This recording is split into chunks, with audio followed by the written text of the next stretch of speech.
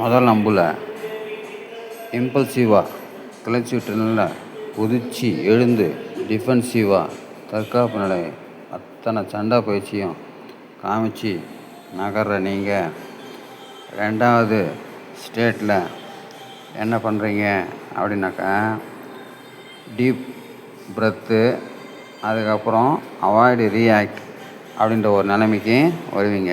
மூச்சுகளை விட்டுட்டு ஸோ அந்த நிலைமையில் ரியாக்ட் பண்ணாத அளவுக்கு நகருவீங்க. ஸோ அதுக்கப்புறம் என்ன பண்ணுவீங்க அப்படின்னு சொல்லிட்டு பார்த்தீங்கன்னாக்கா stay calm and compost. So அமைதியாக இருக்கவும் சில மாதிரி இருக்கவும் கற்றுப்பீங்க.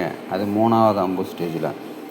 ஸோ 4வது அம்பு ஸ்டேஜில் என்ன பண்ணுவீங்க அப்படின்னாக்கா if you don't have one create one.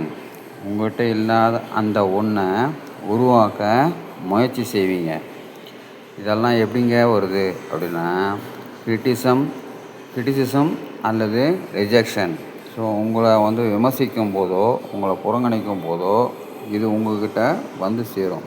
இப்படி தான் நீங்கள் மெச்சூர் ஆவீங்க. தேங்க்யூ. சேனலை சப்ஸ்கிரைப் பண்ணுங்கள்.